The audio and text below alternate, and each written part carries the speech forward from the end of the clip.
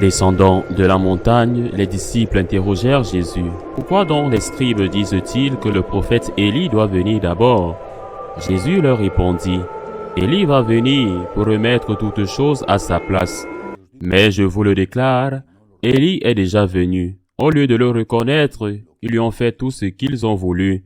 Et de même, le Fils de l'homme va souffrir par eux. » Alors les disciples comprirent qu'il leur parlait de Jean le Baptiste. Acclamons la parole de Dieu.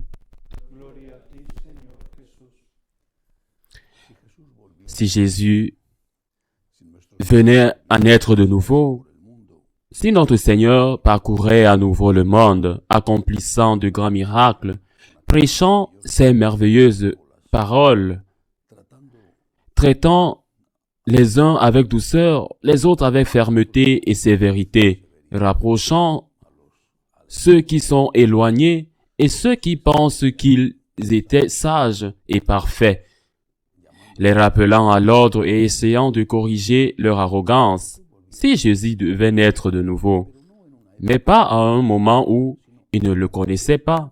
Sinon maintenant, je ne parle pas de la seconde venue du Christ, mais maintenant, eh bien évidemment, il ne pourrait pas renaître parce qu'il n'y avait pas de seconde Vierge Marie.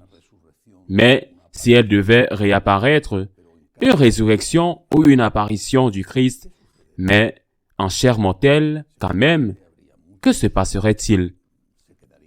Sûrement qu'il y en aurait beaucoup qui resteraient enthousiastes à propos de ces miracles. Mais bientôt, ils commenceraient à se fatiguer. Bientôt, ils commenceraient à dire, il essaye de changer beaucoup de choses. Et certains diraient, c'est un dangereux révolutionnaire.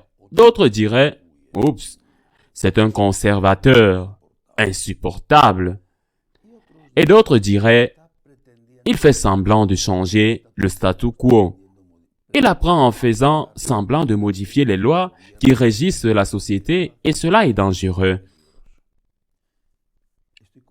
Je suis convaincu que si notre Seigneur devait naître de nouveau, même quand les chrétiens sont conscients que le Christ est celui qui est parmi nous, je suis sûr qu'ils le crucifierait de nouveau. Parce que notre Seigneur est toujours mal à l'aise, toujours. Pour certains et pour d'autres, c'est toujours mal à l'aise. Et c'est mal à l'aise parce que nous prétendons que Dieu est notre image et ressemblance, et c'est l'inverse. Dieu nous a créés à son image et à sa ressemblance. Nous voulons faire un Dieu à notre mesure, un Dieu qui nous plaît, qui nous sert, un Dieu qui vient à notre aide quand nous lui demandons et qui se retire discrètement lorsqu'il nous a déjà aidés. Un Dieu qui résout nos problèmes, mais qui ne nous en crée pas de nouveau avec une conscience inquiète. Un Dieu qui nous aide, mais qui se soucie moins d'aider les autres, surtout quand ces autres sont nos victimes. Nous voulons un Dieu qui soit aussi semblable que possible à ce magicien de l'histoire de la lampe d'Aladin. Nous voulons un Dieu qui soit notre serviteur, aussi un serviteur qui travaille gratuitement.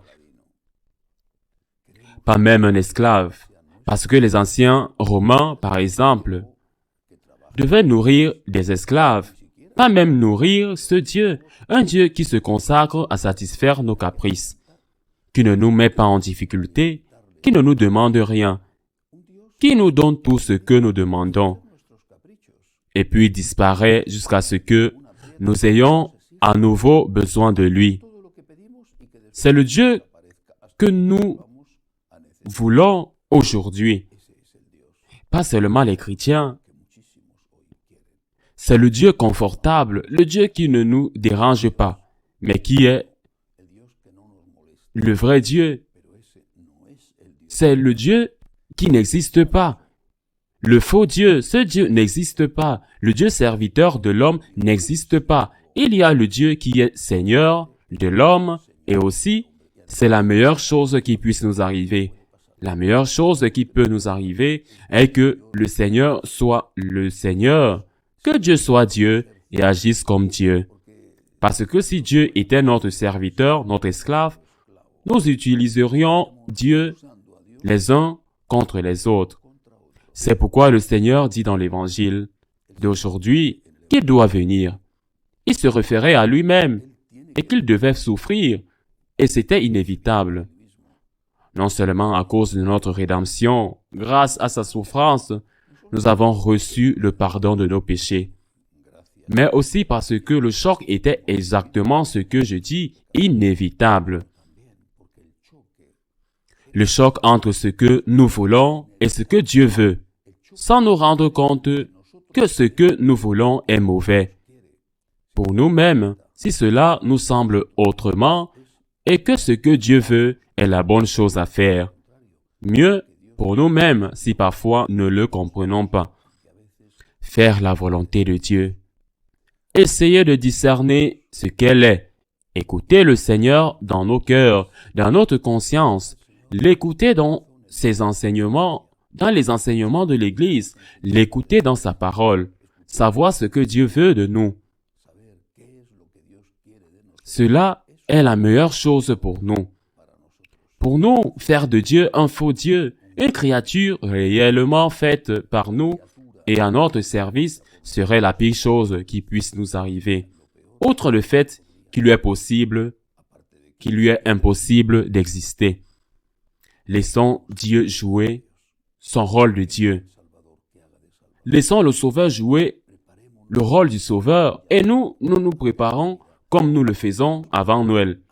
Préparons-nous à accueillir Dieu, à obéir à Dieu, à accepter même le mystère de Dieu. Ainsi soit-il.